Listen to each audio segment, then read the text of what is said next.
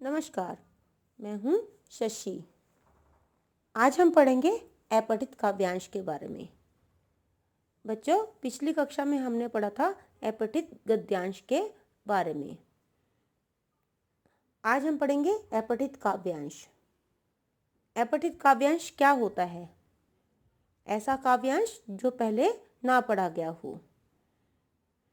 ये पेपर में किस प्रकार से पूछे जा सकता है? ये दो तरीके से पूछा जा सकता है।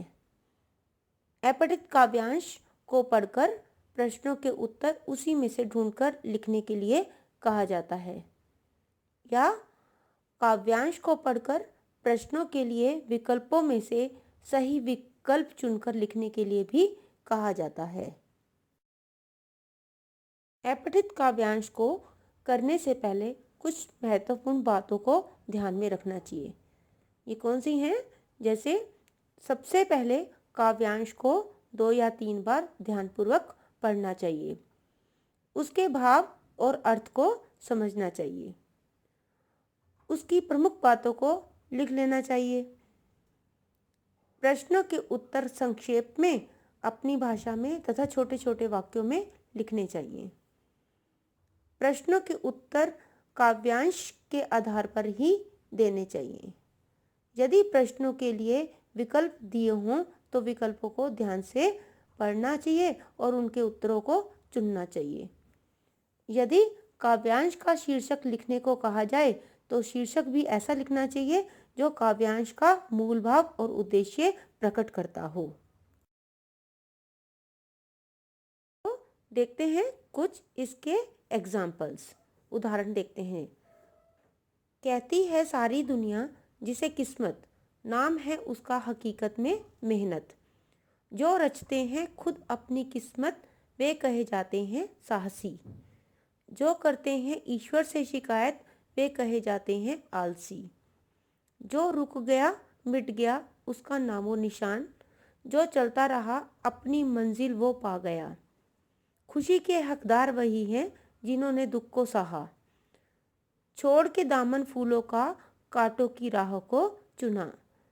निराशा का अंधकार मिटाकर आशा के दीप जलाओ। छोड़ भाग्य की दुहाई अपनी किस्मत स्वयं बनाओ। तो ये हमारे पास एक पैराग्राफ दिया गया है, काव्यांश दिया गया है। इससे रिलेटेड जो है कुछ क्वेश्चंस दिए गए हैं, देखते हैं। पहला क्वेश्चन है हमारा, हकीकत में किस्मत किसे कहते हैं? इसमें 4 ऑप्शन दिए गए हैं, सेहत, रहमत, मेहनत और या फिर सहमत। इसका आंसर आएगा मेहनत। दूसरा क्वेश्चन है इसी का ही, जो अपनी किस्मत रचते हैं उन्हें क्या कहते हैं? साहसी, आलसी, रचयिता या मेहनती। तो इसका आंसर आएगा साहसी। इसका तीसरा प्रश्न है, सच्चा खुशी का हकदार कौन है? सुख लेने वाला, दुख देने वाला, सुख सहने वाला या दुख सहने वाला। तो इसका आंसर आएगा दुख सहने वाला। नेक्स्ट क्वेश्चन है इसका, किसका अंधकार मिटाना है?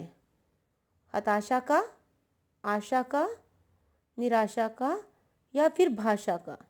तो इसका सही उत्तर आएगा निराशा का। अगला क्वेश्चन है, किसे छोड़ने पर किस्मत बनती है? भाग्य की दुहाई, कर्म की दुहाई, मर्म की दुहाई या धर्म की दुहाई। इसका आंसर आएगा भाग्य की दुहाई। एक और एग्जाम्पल देखते हैं।